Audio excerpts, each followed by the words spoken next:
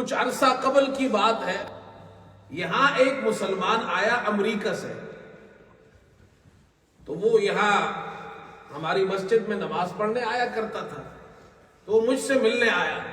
اس نے کہا مولوی صاحب مجھے کوئی وظیفہ بتائیے، کوئی دعا بتائیے، میں بزنس مین ہوں، امریکہ میں میرا کاروبار تھا اور بہت بڑا کاروبار تھا، میری کمپنی تھی اور وہ کمپنی اچانک تباہ ہو گئی، میرا سارا کاروبار تباہ ہو گیا۔ اچھا، میں حیران کہ ایک مسلمان ہے، اس کی کمپنی ہے، اچانک اس کا اتنا بڑا بزنس کاروبار تباہ ہو گیا۔ اور وہ یہاں آیا کرتا تھا، اس سے بات چیت شروع ہوئی۔ اب وہ آدمی ہے بھی نیک، نماز بھی پڑھتا ہے، کوئی ایسی چیز بھی نہیں جو حرام میں مبتلا ہو۔ میں اس سے باتیں کرتا رہا، اس سے قریدتا رہا۔ میں نے اس سے کہا جی آپ زکوٰۃ دیتے ہیں؟ کہا جی زکوٰۃ دیتا ہوں۔ اب میں اور حیران ہوں، یا اللہ یہ شخص مسلمان بھی ہے، زکوٰۃ بھی دیتا ہے، نماز بھی پڑھتا ہے، اور اس میں کوئی ایسی عادت بھی نہیں ہے، کوئی حرام کام بھی نہیں کرتا ہے، اچھا آدمی ہے۔ اچانک اس کا کاروبار، اتنا بڑا کاروبار، اس کی کمپنی وہ ختم ہو گئی، تباہ ہو گئی۔ اب میں سوچ میں پڑا ہوں، تو میں نے اس سے ویسے ہی پوچھا، میں نے کہا یہ بتاؤ زکوٰۃ کیسے دیتے ہیں آپ، حساب کیسے کرتے ہیں آپ ہر سال جب زکوٰۃ دیتے ہیں؟ اس نے کہا امام صاحب ہم تو کوئی حساب کتاب تو نہیں کرتے ہیں، بس وہ پاکستان میں ہماری امی ہے تو میں یہاں سے پیسے بھیج دیتا ہوں کچھ ڈالر، تو وہ زکوٰۃ دے دیتی ہے۔ میں نے کہا آپ حساب نہیں کرتے ہیں ٹوٹل مال کتنا ہے، پھر کتنے مال پر کتنا زکوٰۃ؟ کہتے نہیں ہمیں تو یہ تو نہیں معلوم۔ پھر میں نے اسے سمجھایا اور اس کو موٹی موٹی باتیں بتائی۔ اب یہ کوئی قاعدہ کلیہ نہیں بیان کر رہا میں آپ کو کہ آپ کے جی مولوی صاحب نے کہا ہے کہ جو زکوٰۃ نہیں دیتا تو اس کا بزنس تباہ ہو جائے گا، یہ تو اللہ کی مرضی ہے۔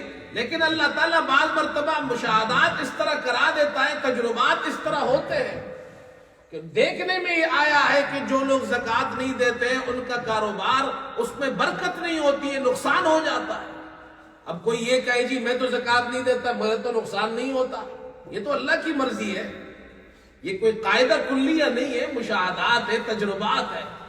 زکوٰۃ دینے سے برکت ہوتی ہے، اس لیے زکوٰۃ میں غلطیاں نہ کریں۔ زکوٰۃ دیتے ہیں، غلطیاں کرتے ہیں، نقصان ہوتا ہے۔ میں ایک موٹی سی غلطی بیان کرتا ہوں، ہمارے کتنے مسلمان، بہت سے مسلمان جو میں ان سے بات کرتا ہوں میں نے دیکھا ہے وہ غلطی کرتے ہیں۔ زکوٰۃ 1 سال بعد فرض ہوتی ہے، اب وہ سال بعد تو زکوٰۃ دیتے ہیں لیکن وہ انگریزی مہینے کے حساب سے دیتے ہیں، حالانکہ زکوٰۃ اسلامی مہینے کے حساب سے دینی چاہیے، اس لیے کہ انگریزی اور اسلامی مہینے میں 10 دن کا فرق ہے۔ 36 سال بعد اگر آپ انگریزی حساب سے زکوٰۃ دیں گے، انگریزی مہینے کے حساب سے 36 سال بعد آپ 1 سال کی زکوٰۃ کھا جائیں گے۔ پھر ایک مسئلہ یہ غلطی ہم کرتے ہیں زکوٰۃ کے اندر جو دیکھنے میں آیا ہے، بہت سے مسلمانوں کو معلوم ہی نہیں ہے کہ یہ زکوٰۃ کب دیتے ہیں، کہ ہم رمضان میں دیتے ہیں۔ تو میں پوچھتا ہوں آپ کی تاریخ کون سی ہے؟ کہتی تاریخ تو کوئی بھی نہیں ہے، ہم تو رمضان میں کسی بھی دن حساب کر کے زکوٰۃ دے دیتے ہیں۔ یہ غلط طریقہ ہے، آپ کی ایک ڈیٹ فکس ہونی چاہیے، 1 رمضان، 5ویں رمضان، 10 رمضان، کوئی ایک تاریخ جس پر آپ زکوٰۃ دیتے ہیں۔ کیوں؟ اس لیے کہ 10 رمضان مثال کے طور پر اگر آپ کی تاریخ ہے، 10 رمضان سے پہلے پہلے جتنا مال ہے اس سب پر آپ کو زکوٰۃ دینی ہے، چاہے اس سے 10 دن پہلے آپ کے پاس 10,000 پاؤنڈ آئے ہیں، 10 رمضان سے 10 دن پہلے آئے ہیں، اس کو بھی زکوٰۃ میں شامل کرنا ہے، وہ اس سال کے اندر مال آیا ہے۔ 10 رمضان کے بعد جو پیسہ آئے گا اس کو اگلے سال آپ زکوٰۃ میں شمار کریں گے۔ اب اگر آپ زکوٰۃ کا حساب ہی نہیں رکھتے، آپ کہتے ہیں رمضان میں دیتا ہوں، تو رمضان میں تو 30 دن ہے، اس میں تو مال آئے گا بھی جائے گا بھی، تو کس کی زکوٰۃ آپ دیں گے؟